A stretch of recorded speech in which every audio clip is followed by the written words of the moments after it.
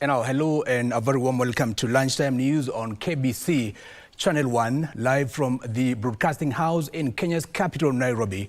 My name is Giverson Maina. Our sign language interpreter is Lucy Mwaura. Start interacting with us on our social media platforms at KBC TV and, of course, at Giverson Maina. And now, straight away, we go to the business community in Kikuyu constituency have offered to pool resources to reconstruct Kikuyu sub-county law courts torched during the June 25th protest. The traders say the decision to mobilize funds is as a result of the drop in traffic to their businesses, as Kenyans seeking government services are diverted to other sub-counties. Kikuyu Deputy County Commissioner Charles Laboso said judicial services are temporarily being offered at Kikuyu Police Chapel for 30 days as reconstruction continues, while other government services are available in a different sub-county. Take a look.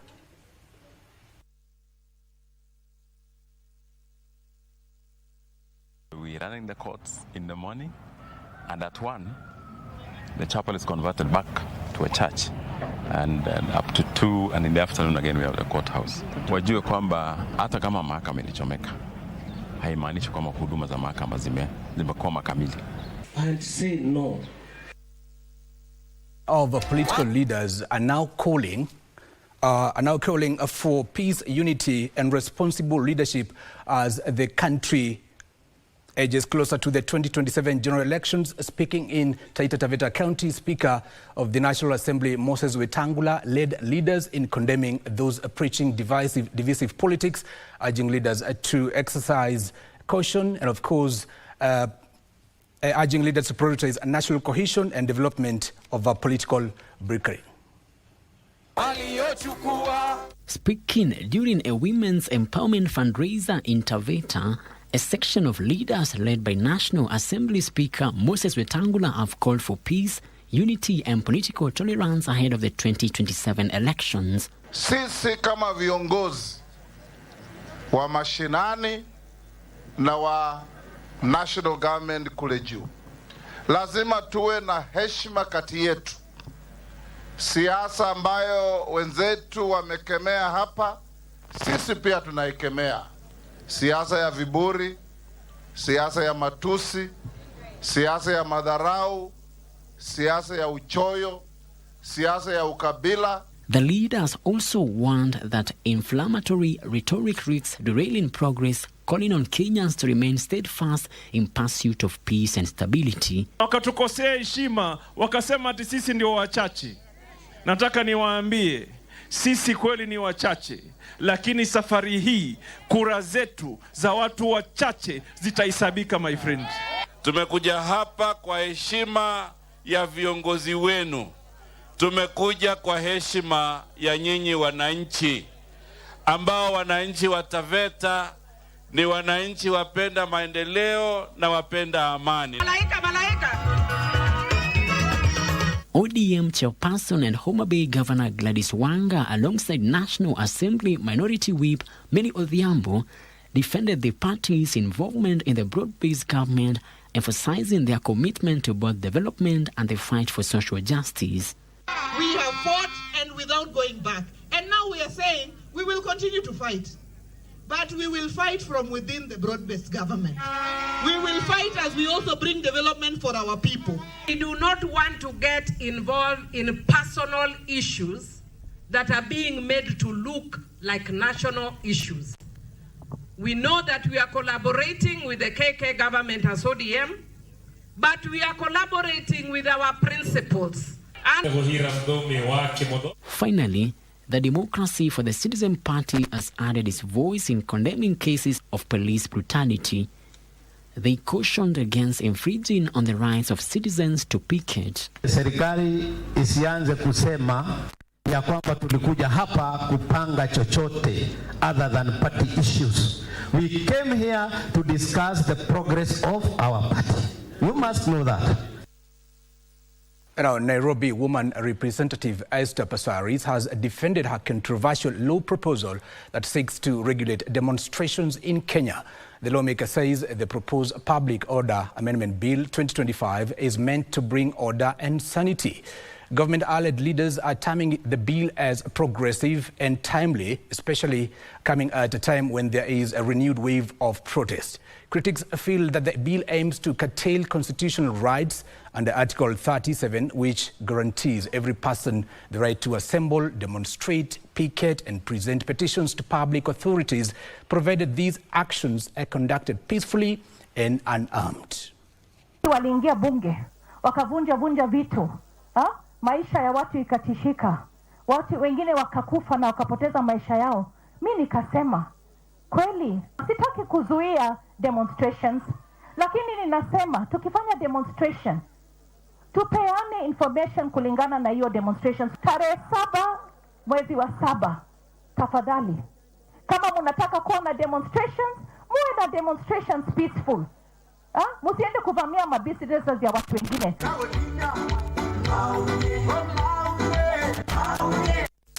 Now listen to this. A section of the clergy has petitioned the national government to address grievances voiced by the young generation to avert further violence. Addressing the media at Gospel Embassy Chapel Church in Kilifi Town, Pastor Peter Murabe warned that the government has to seek solutions to the issues being raised to ensure young generation is not exploited for political expediency. According to Pastor Murabe, President William Ruto should explore means of empowering young Kenyans to earn a decent living.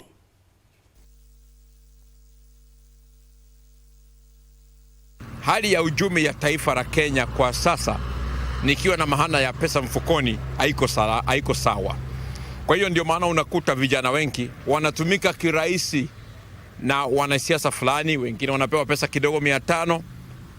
Lakini kama kila mtu angekuwa na njia ya kujitafutia pesa, biashara zingine wa vijana wetu wanaharibu, ni kwa sababu wanaona hakuna hasara kwa sababu sio zao. Na naomba kwamba vijana wetu tukubali pamoja na serikali yetu, wanasiasa wetu, tukana vijana wetu tuongeleze badala kuona kama ni maadui zetu. Vijana ni wetu na tuongee na vijana wetu kwa amani. Na pia naomba kwamba serikali yetu, maandamano ni haki ya kila mmoja wetu, na katiba imeruhusu tuwe na maandamano. Lakini pia naomba kwamba ni vizuri hii katiba iangaliwe vizuri. Tuwe na maandamano ambayo yana kiasi chake na wakati wake na muda wake, badala ya kuwa na maandamano ambayo yanaanza asubuhi mpaka jioni ambayo yanaharibu vitu vingi.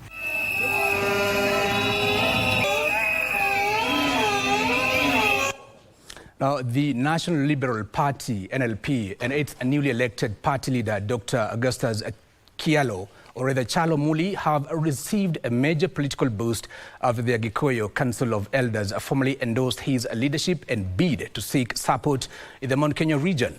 During a high-level meeting in Nairobi, Council Chairperson Wachira Kiago encouraged Dr. Muli to engage Mount Kenya leaders to seek, or rather to expand his support base and build his political influence ahead of the next general election. Dr. Muli thanked the elders for their support and emphasized his intention to unite the Akamba people. Na inajua tukishikana, kwa sababu nimeona ako na uongozi. Ni mdogo lakini nimesikia ako na wisdom. Washikane na wengine wote tuone wakienda sawali moja. Kwa hivyo yetu ni kuwaombea kama wazee. Na tumesema hii jamii tunajua, na ndio sababu hata tumetembea kwa jamii zingine tukiongea habari ya umoja. Tukishikana sisi sote kama Gema, tukishikana hii jamaa yote, hakuna kitu kinaweza tushinda katika hii nchi. Tunaweza kuwa the leaders, the rulers in 2027. Tukishirikiana na wale ndugu zetu wote, tunaweza kuwa kweli tunachukua ushindi 2027.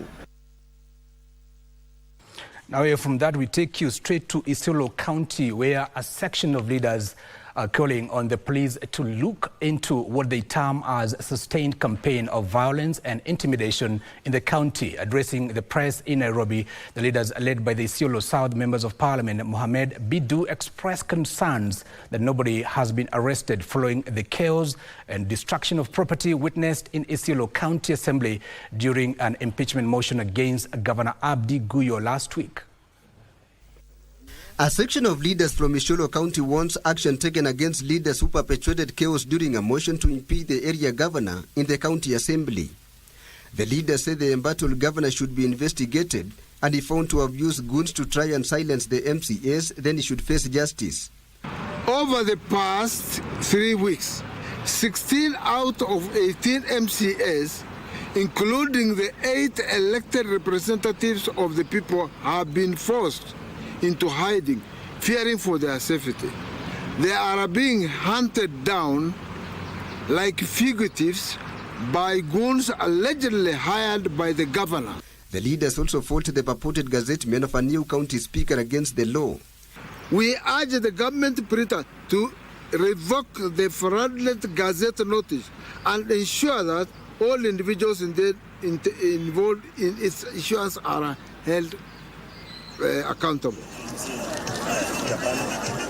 Meanwhile, Embakasi South Member of Parliament Julius Mawathe says the opposition should unite to shoot down a motion by Nairobi woman Representative Esther Passaris seeking to create a ring barring demonstrators from accessing government installations.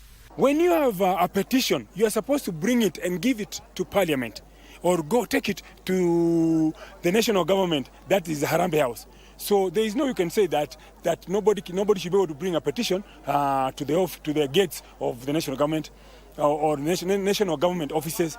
Mawathe was speaking while presenting bursaries to needy students in his constituency. Thank you, Tilio Marco, for that report. Now, a section of ODM leaders have threatened to petition the High Court to hold former Interior Cabinet Secretary Fred Matiang'i responsible for the infamous River Yala killings. Led by Makadara Member of Parliament George Aladwa, the leaders defended the police from accusations of brutality, saying the security agencies must be allowed to do their work independently. They accused former Deputy President Rigathi Gachagua of politicizing security matters to gain political mileage and asked the Directorate of Criminal Investigations to crack down on hate mongers. Matiang'i, having confirmed that a number of Kenyans who were butchered were thrown in River Yala. So we are going to petition court, one, so that we can hold him culpable as an individual for having thrown bodies in Yala, so that he should be accountable even as a former holder of Interior Office. Butengo kama ya Haji, ya NIS, iwache ifanye kazi yao. Kwa sababu hao ni maofisas ambao sio wanasiasa, watu ambao waliapply kazi zao wakapata. Sisi tulienda kwa wananchi, tukaomba kura, tukapata. Ni vyema watu heshimiane kwa sababu kila mtu ana haki ya kufanya kazi Kenya hii na sheria ifuatwe mpaka mwisho. So hawa wanafanya maandamano, iwe sabasaba, iwe ni gani, watu wafanya maandamano, lakini siwe maandamano ya kukashifu watu, kuleta kabila na kugawanyisha Wakenya.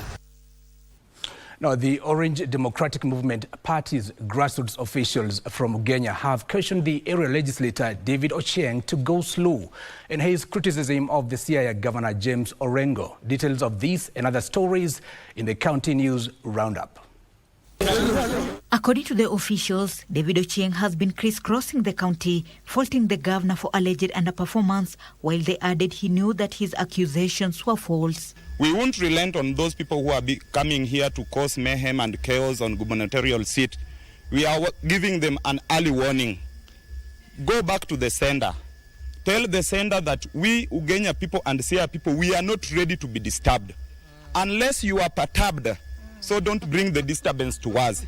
We are youth. Meanwhile, over 54,000 inmates have joined the Social Health Authority program in just 2 months. It is for their benefit, and it is for the benefit of all their families, so that people don't sell their land, sell their cows, sell their goats, or quit their jobs, or take huge loans to meet medical expenses. With SHA and the Taifa Care has provided for those levels of persons and cadres of persons who may not be able to afford. Elsewhere, the North Rift Economic Bloc has signed a memorandum of understanding with the National Council of Churches of Kenya and the Kenyan Greenland Board Community Association, marking a significant milestone in promoting coordinated and people-centered peace and development interventions in the Greenland area. We want to create synergy between our development partners and also the national government. And we thank the short-term efforts that the national government has put in. We want to work with also the National Treasury, work with development partners, KVDA, NCCK, in trying to identify some of the long-term interventions that can sustain the peace in Kericho Valley. Meanwhile, squatters living on a disputed piece of land in Athi River, Mavoko, Machakos County are calling on the government to intervene and fulfill its promise to grant them legal ownership as previously assured. Hapa akukaliki kwa sababu kuna ngari hapa inakaa kama ngari ya tours inashinda askari. Ukijenga hata kama unaweka nyumba yako tours, wanakuja unashikwa wanapelekwa mbele. Tunashindwa sasa, hii ni dhuluma ya aina gani? Finally, Muslim scholars are urging lawmakers to amend the Qadhi's Court Act and clarify Article 24 of 4 of the Constitution to protect the application of Islamic law following a Supreme Court ruling allowing children born out of wedlock to inherit from Muslim fathers. Na sharia iliyoko mbele ya mahakama ni sharia inayomhusu yule alokufa, si inayohusu wale wenye kutaka kupata ama warathi. Hiyo ndio sharia ya Kiislamu ilofaa kutumika hapo, ambayo mahakama ya upeo ilikosa kuitambua. Now let's take you over to county number 11, Isiolo County, where anti-stock theft police officers and National Police Reservists have managed to recover 650 camels out of the 660 that were reportedly stolen from herders in Burat area of Isiolo earlier in the week. The incident happens amid calls for offended communities to have faith in government interventions and desist from retaliatory attacks that only worsen the situation. During the raid, one herder was killed while 6 others sustained gunshot wounds. Confirming the recovery incident, Isiolo Deputy County Commissioner Christopher Siele said there are 3 camels and 1 donkey was killed during the shootout, pitting the security officers and the armed raiders along the border between Isiolo and Laikipia counties. The remaining animals are believed to be in Tasia area in Laikipia North Sub-County. Kwa wakati huu tumechukua hatua nyingi na pato tunaendelea. Kuna ile ahadi, kuna jamii ambazo pia mahali kuna upungufu wa KPR. Tuko katika harakati za kuhakikisha kwamba tumeongeza mahali kuna mwanya.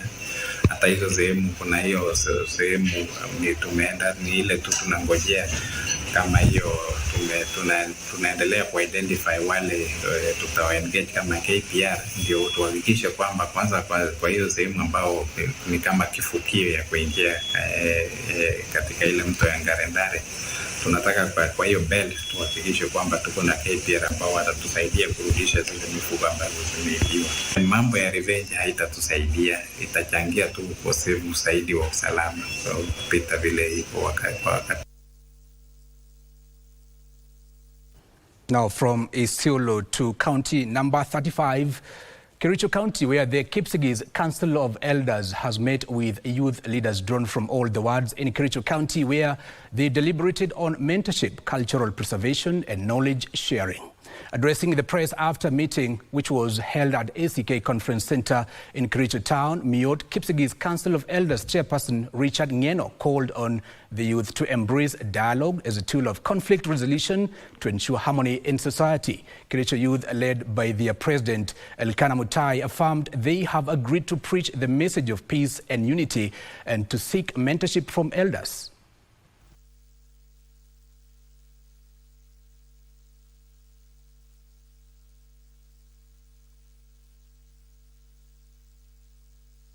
Ile maandamano ambayo ilileta maafa, ilileta uachi, ilileta destruction ya mali ya wana Kenya, tunasema hiyo haikupendeza wasio.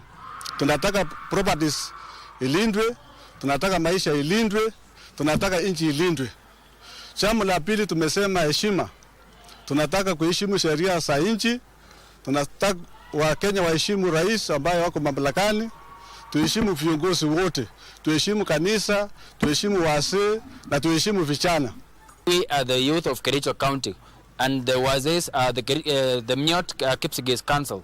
We are going to have a meeting which we are going to have our youth being blessed by our wazees.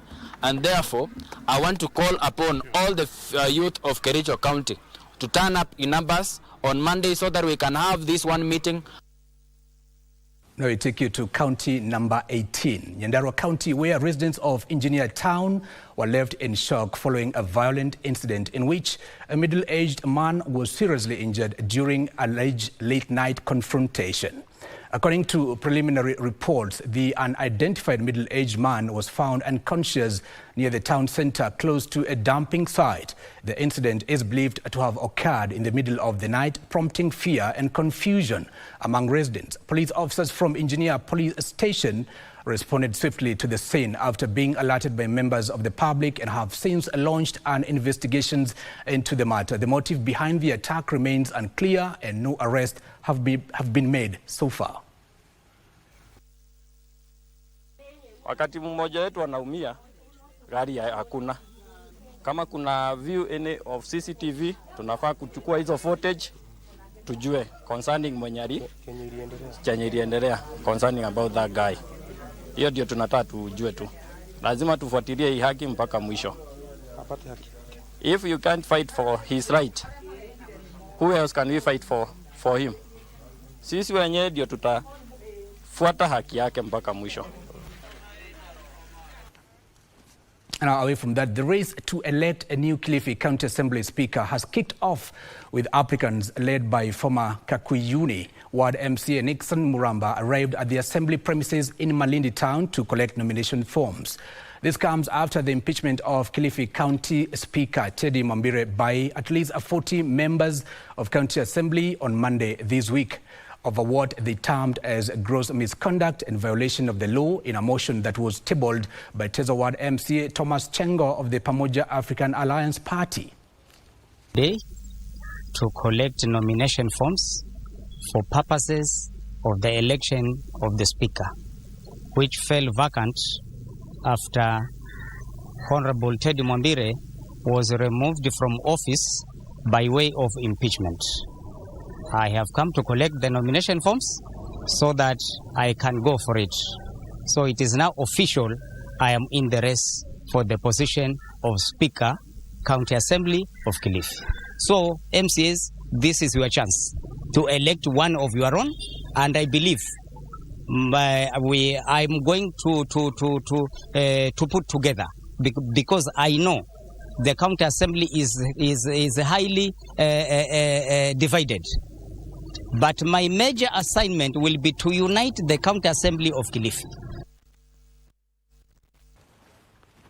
And our Kisumu City Management, in collaboration with the African Population and Health Research Center, has unveiled a 10,000-ton capacity cold room to benefit over 200 fish traders in Kisumu's Obunga informal settlement through the EU-funded Afri-Food Links project. The newly constructed facility is expected to reduce food waste that has over time subjected fishmongers to perennial losses.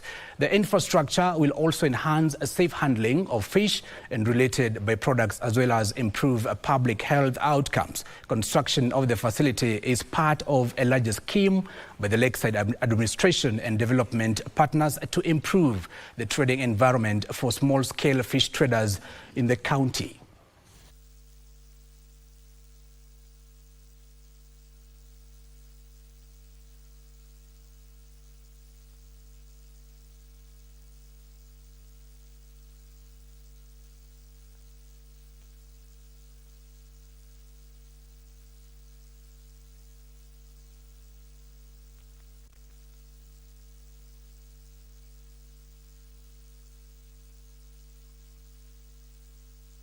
Apologies for that technical hitch there, but we move on. More than 600,000 children in Kilifi County are expected to receive the new TCV, typhoid conjugate vaccine, alongside the measles and rubella vaccines. According to the Director of Health in Kilifi County, the exercise targets to vaccinate children between 9 months to 14 years and increase the immunity of the children from 85% to 100%. Lely has dispelled fears of the new TCV vaccine, saying it is safe and it has already undergone sufficient research. Tumbo na pia ugonjwa wa kambi na surua Ukambi na surua ni measles, rubella. Homa ya tumbo ndo tunaianzisha, itakuwa inapeana chanjo katika watoto kuanzia miezi 9 hadi miaka 14. Chanjo ya ukambi na surua tuna target watoto 210,000 na ya homa ya matumbo tuna target watoto 600,000. And to Kirinyaga County, where residents of 11 colonial villages within Kirinyaga County will benefit from land ownership documents under the second Kenya Informal Settlements Improvement Project, KISIP2. The project's main objective is to improve access to basic services and, of course, land tenure for over 1,600 residents participating in urban informal settlements and strengthen institutional capacity for slum upgrading in Kenya. CEC for Lands, Physical Planning and Urban Development County Government of Kirinyaga, Samuel Kajobe, noted that the county is benefiting from KISIP2, which is captured under Lot 6, with a total of 11 villages identified out of 148 villages in the devolved units. The CEC expressed optimism that implementation of the program will help reduce the number of people without ownership documents in the county.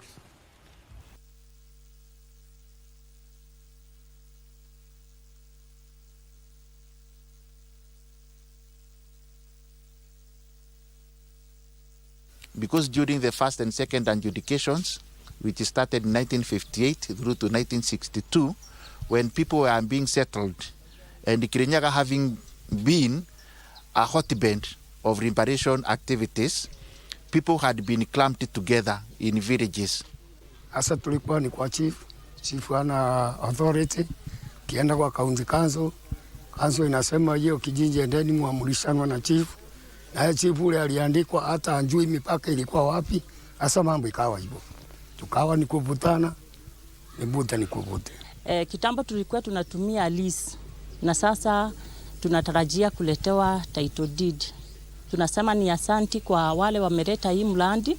Vile hatukuwa na kitu ya kujivunia, tulikuwa na tubarua hivi tu. Sasa hiyo ndio changamoto. Na sasa tunasikia inakuja, tunafurahia sana.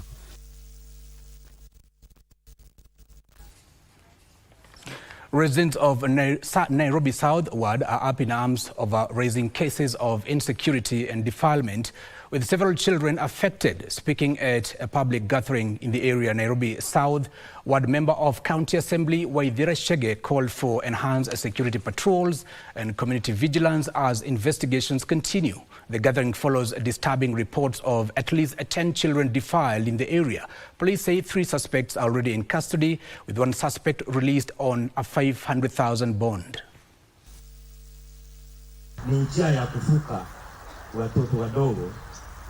So we know 3 of the culprits are in custody. However, there is more than meet the eye, because if by Sunday there were actually 10 school-going children who were defiled, 4 parents are not known where they are. The rest of the 6, we found 4 of them who are with us here in this meeting today. 1 of them ran away yesterday, and the other one withdrew their child on Sunday. We're here to represent these children and to also offer legal representation and also legal advice to every parent who have similar concerns in regards to children defilement, sodomy, and even rape. And now that story takes us to a short commercial break, but don't go too far. Still so much more coming your way.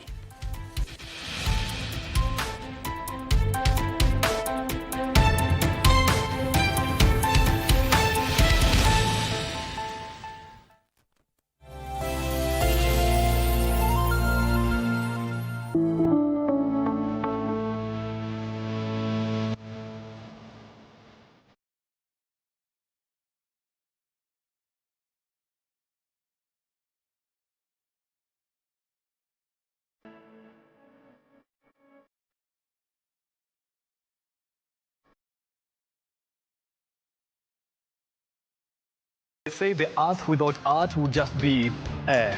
Get it? We circumnavigate the globe and traverse the local scene to bring you art and culture at their very best. From fine art, culinary art, performing arts, and even cultural events, you name it, and we have got you covered. My name is Kevin Kasioki, and I will be serving you this and much, much more each and every Friday at 8 p.m. only on KBC Channel 1.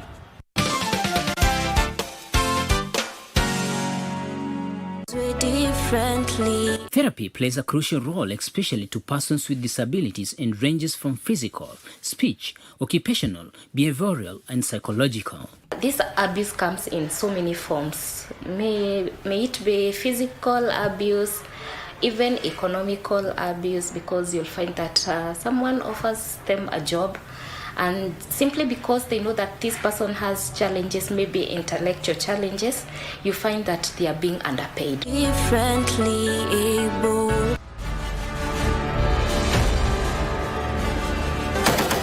The men and women in boats, their core mandate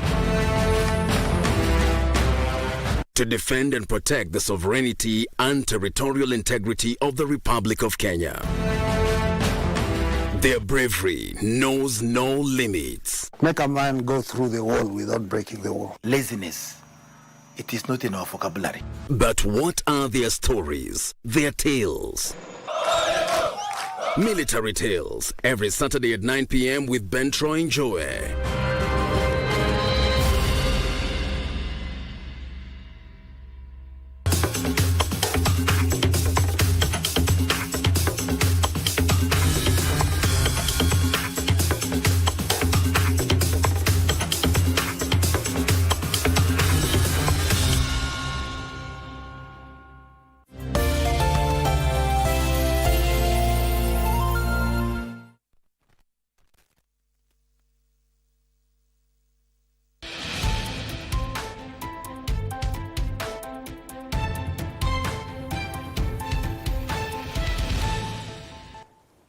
Now, welcome back. You're watching Lunchtime News on KBC Channel 1. Now, residents of Mukuru are crying foul over what they claim as the forceful eviction, or rather grabbing of land by influential people under the full knowledge of a local administrator. The residents, who point an accusing finger to the area chief, claim the grabbers usually target occupants of the shanties with short eviction notices, hurriedly demolish the structures only for a new modern building to come up.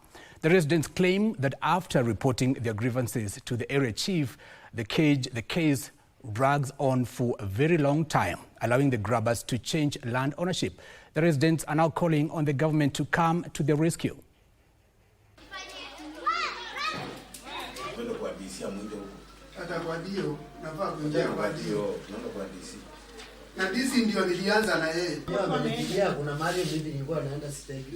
Chifu ameuza shamba langu, nilikuwa nimejenga nyumba ya rumu 8, na wakati akakuta hiyo nyumba haijakaa vizuri, akaibomoa akapatia mtu mwingine 8 rooms. Sasa hiyo nyumba imeshajengwa na imepewa mtu mwingine, na mimi nimetafuta juu chini, nimeenda mpaka kwa dio na simpati. Sasa hiyo ni kudhurumiwa kimakosa kabisa. Wakati tulikuja tulipata nyumba imebomolewa yetu na ikajengwa nyumba ingine.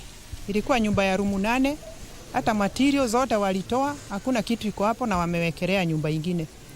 Huyu mlalamishi wa nyumba na rafiki yangu muda mrefu sana, hata mama yake akiwa hai tulikuwa tunaonana, na ananiambia kwamba anaenda Rupeni kuna manyumba yao. Sasa vile ananiambia kwa sasa, hata mimi nimeshtuka, kwa sababu kila wakati anakujanga Rupeni anakuja kuona manyumba yao. Tunawaomba wasikuwe na hiyo tabia, kwa sababu hiyo tabia ndio inafanya watu wanakosa kuelewana, na saa zingine unaona moto inatokea kila mara.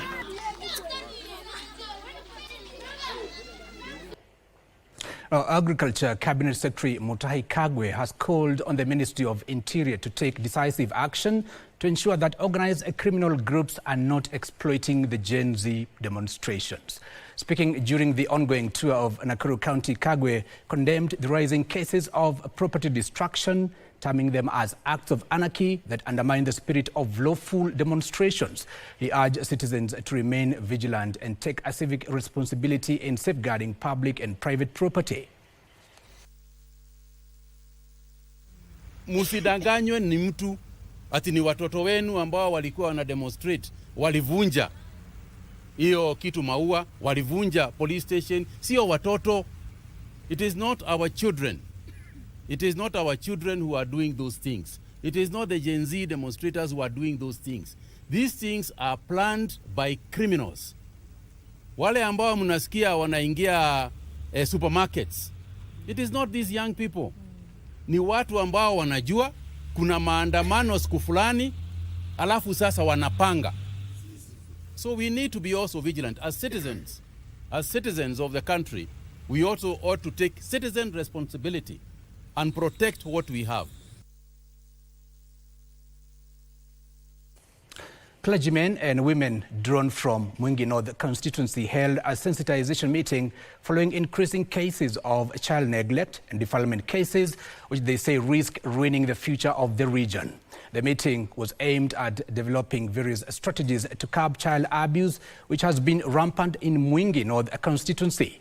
Momoni Sub-County Deputy County Commissioner Mary Awino, who spoke during the meeting, urged stakeholders to continue sensitizing the community against child abuse. She also accused parents, especially mothers, for remaining silent even when young children are abused by close relatives, denying children justice and medical attention.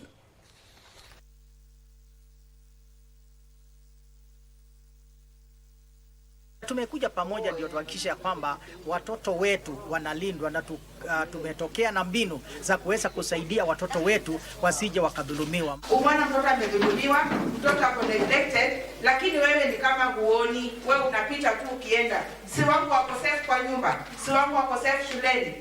Sasa huyu ni nini? You are not able, yani hauoni, uchukue kama ni wako. Because sometimes unapata mtoto ameletwa msichana, umeambiwa ako raped, alafu alikuja after 1 week. Unajua there are things about unatarajia daktari andike ya kwamba mtoto amekuwa abused, but sometimes there are things, kuna evidence about hawa na watu wa koti wanatarajia waone na aziko. Now, pupils at Kandengwa Primary School in Kiambu County have received hands-on training in tomato farming, harvesting and post-harvest management. The initiative, in collaboration with development partners, is aimed at enhancing agricultural literacy among young learners while promoting modern farming practices. Speaking during a visit to the school farm, the country's director for COPIA, Dr. G. Gang Kim, emphasized the importance of introducing children early to agriculture. He also called on private companies and development partners to support similar programs by investing in learning materials, seeds and farming equipment.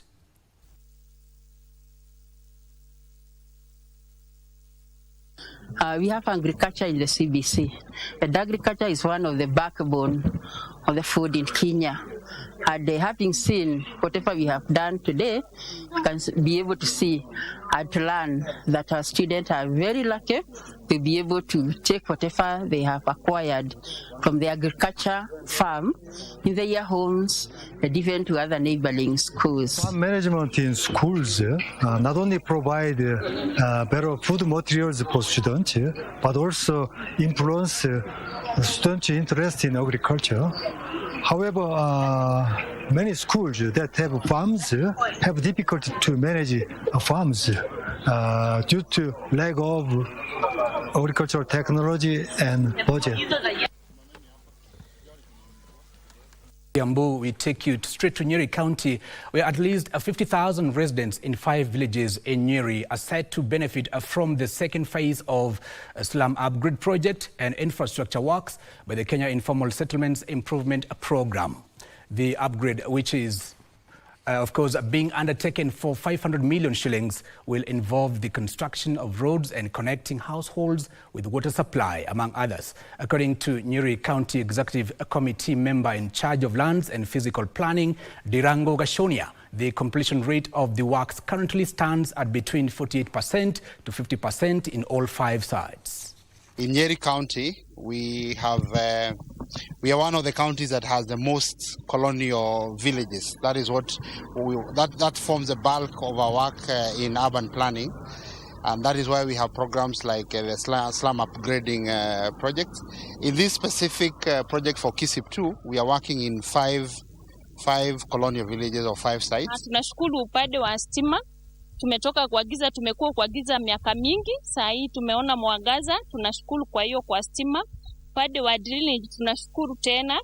Juu maji ilikuwa inatukuta kwa manyumba, karibu hata ituzobe itupeleke kwa mto, lakini saa hii tumekaa vizuri, mambo iko sawa sawa. Now, Agenga Primary School in Nyatike, Migori County, is struggling to raise funds to send its pupils to regional music festivals in Siaya after receiving from the government only 10,000 shillings for extracurricular activities, an amount the school administration considers grossly inadequate. The school administrators revealed that they had to cancel their participation in similar events due to budget constraints, a pattern they say is both demoralizing and disruptive to the pupils' academic focus. Take a look.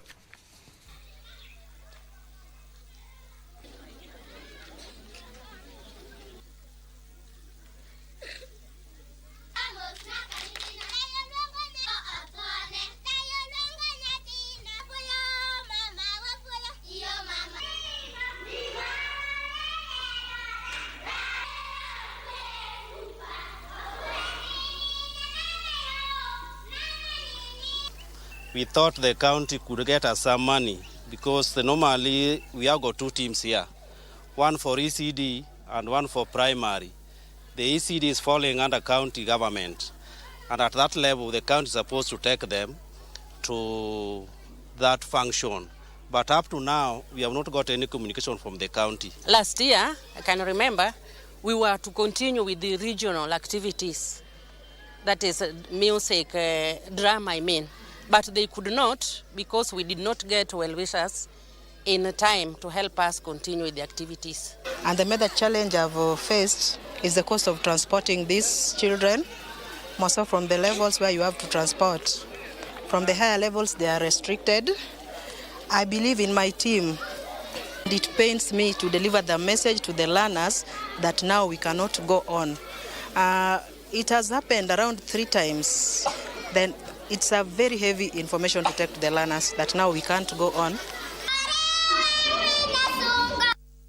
The county governments have been urged by the Central Provident Fund to remit their contribution on time while highlighting its growth under the past years. Speaking during the annual general meeting held at Bungoma Tourist Hotel, the Chief Executive Officer CPF Joseph Rono said that this year pension scheme has grown. He further stated that if counties had remitted effectively over the last years, better results could have been posted.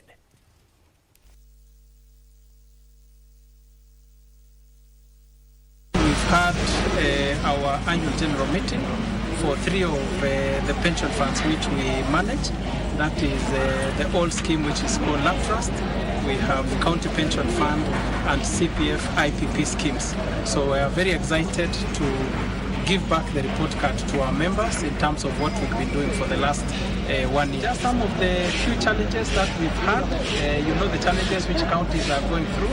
A number of them are not remitting contributions, but we keep having engagement with them to remit contributions so that we can invest for these members.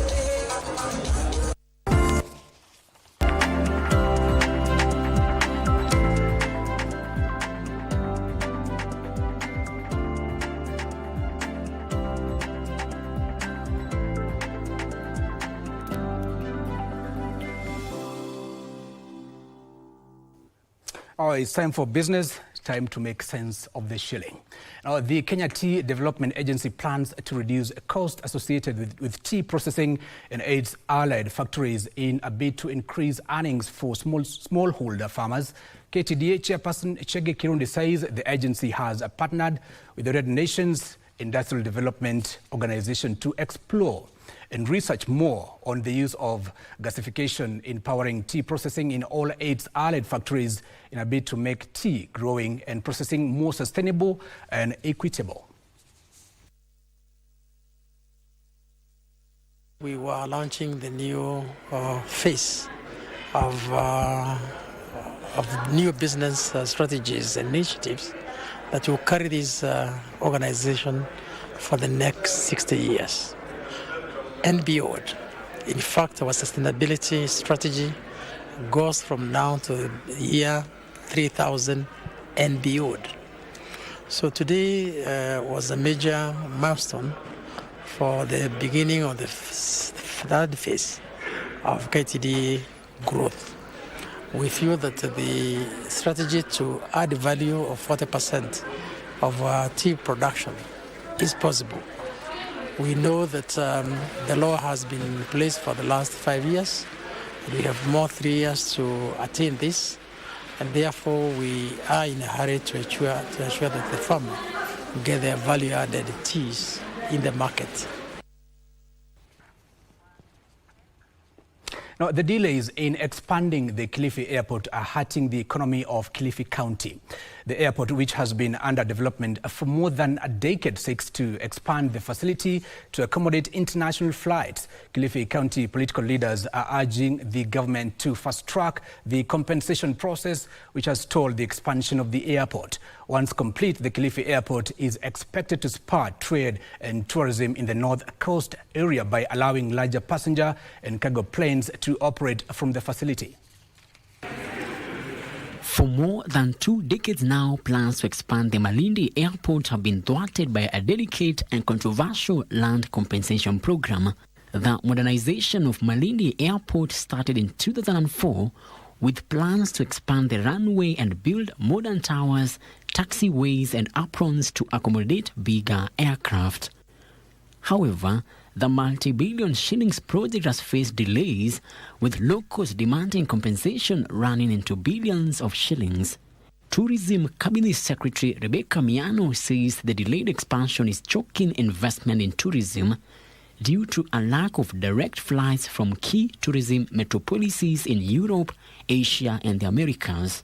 Watu wengi wanataka Malindi airport ipanuliwe, imalizike, ndege zilete wageni.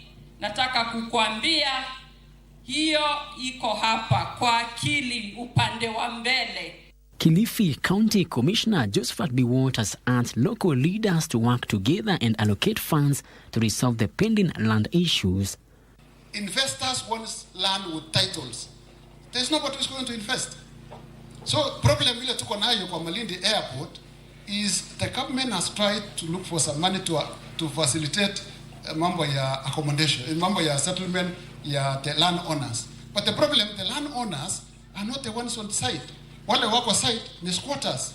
Despite these obstacles, stakeholders are optimistic that a modernized airport will boost investment, create jobs and enhance Malindi's overall appeal as a premier tourist destination. Tuki-expand ile airport ya Malindi, waziri, tuki-expand airport ya Malindi. Now the Italian government has actually offered and even went with the ambassador. Akasema watajenga hiyo airport tukiwapatia nafasi. Hii Kilifi nzima itakuwa haina shida na maneno ya utalii. Now, away from that, the Kenya Medical Supplies Authority, KEMSA, has commenced its annual 2-week nationwide stock-taking exercise. The initiative aims to enhance accuracy, accountability and operational excellence within Kenya's health supply chain. According to KEMSA Chief Executive Wako Ejasa, the initiative will enable KEMSA to better focus demand, reduce waste and, of course, ensure consistent access to essential medical supplies nationwide. The 2-week exercise covering all KEMSA warehouses is a key pillar in the authority's strategy to ensure accurate inventory of health products and technologies and aligning physical stocks with digital records in the warehouse management systems. It is very, very important now. The government is going towards track and trace, where now commodities from KEMSA will be traced up to the facility.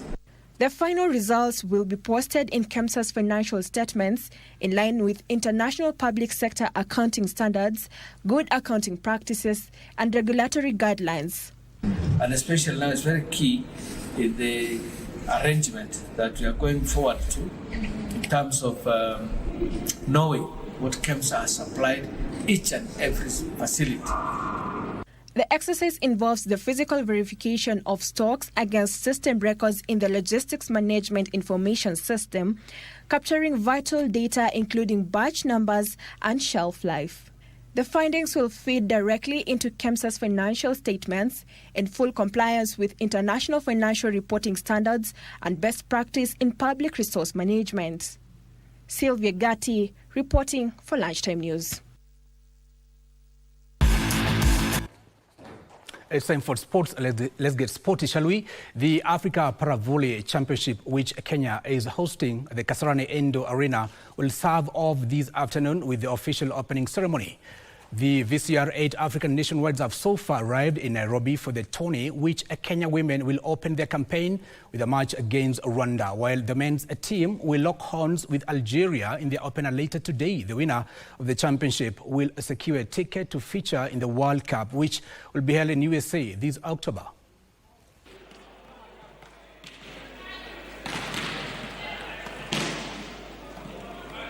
Zoezi tumepiga vizuri, mikakati tumeweka, tumejiprepare vizuri sana. Advantage iko, mcheza kwa utuzo. Sisi tunatumia hiyo advantage. Hakuna tumeprepare, tumetrainia kwa hii arena for so long. So tumezoea hiki waja. Tuko well prepared ya kwamba tutakuwa washindi. Iko sawa, iko kambambe. Tumefikia mahali sasa ni kungojea hiyo championship. Tuko na countries 8 ambao wameingia. Tuko na wanaume 6 na wanawake 2. The National Rugby 15's men team, Kenya Simbas, held the first training session in Uganda ahead of the Africa Rugby Cup, which is set to commence on Tuesday next week. The Simbas, under the tutelage of Jerome Powerwater, will face host neighbours Uganda in the quarterfinals. While reigning champions Zimbabwe Sabols will kick off the quarterfinal proceedings with a match against Morocco. Last year's finalist Algeria will face off against Ivory Coast in the second quarterfinal, while former champions Namibia will lock horns with Senegal. The tournament will conclude with the final on 19th of this month, where the winner will secure Africa's direct ticket to the 2027 Rugby World Cup.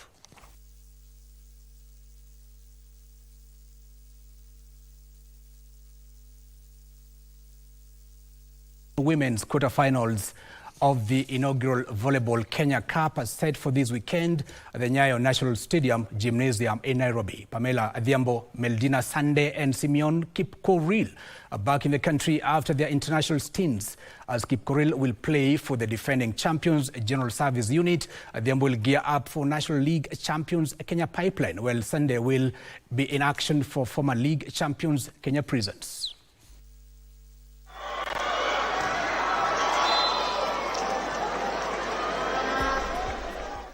In the women's contest, newly crowned league champions Kenya Pipeline have been given a bye to the semi-finals. KCB play against Postbank, while Kenya Prisons face Kenya Army.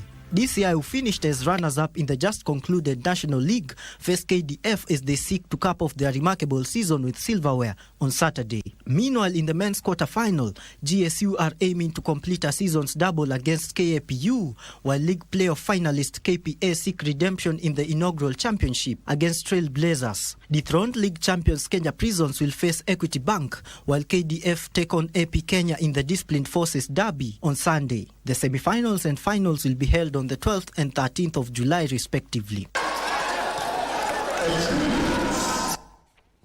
Now, world number 1 Novak Djokovic thrashed British veterans Daniel Evans in the second round match at Wimbledon in All England Club. The 7-time champion triumphed with a straight sets win of 6-3, 6-2, 6-0, securing his place in the next round scheduled tomorrow against Miomir Kocemanovic. In another match, 2 times Australian Open champion Jannik Sinner outclassed 29-year-old Alexander Vukic 6-1, 6-1, 6-3 and will face off Pedro Martinez on his next match. Meanwhile, British number 1 Jack Draper lost 6-4, 6-3, 1-6, 6-4 to that 6-year-old Marin Cilic in a 4-set thriller.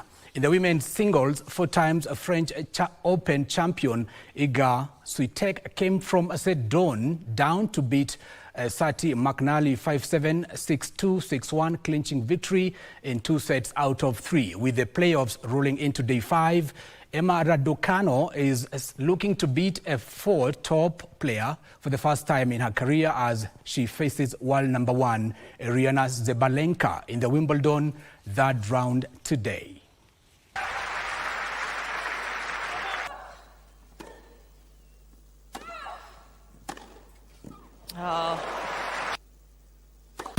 To the end of our lunchtime news here on KBC Channel 1. My name is Giverson, Maina. Of course, our sign language interpreter is Lucy Mwaura. Many thanks for watching. Indeed, see yourself, have yourself a very good day.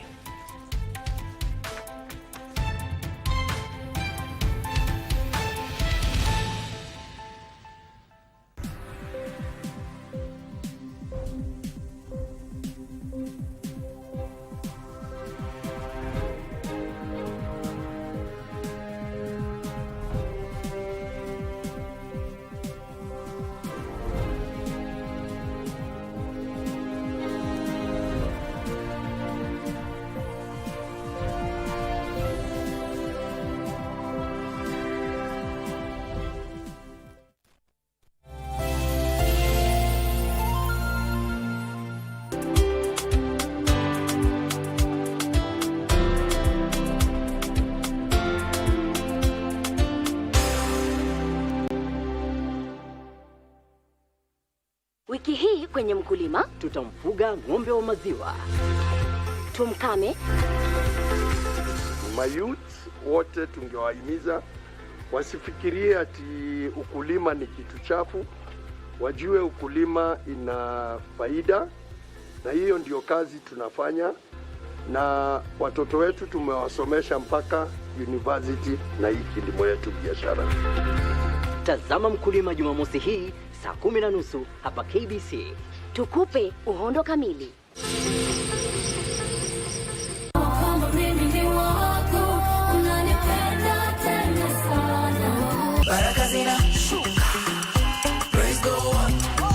So with us is a man of God, but before all this, he was behind bars for 12 years. The age of 13, mimi nilikuwa responsible kulisha familia yangu. Nikajipata, of course, waseo kwa na guns nini, so nikaanza tu kuwafuata. Makara wako side moja, sisi tuko side moja, exchange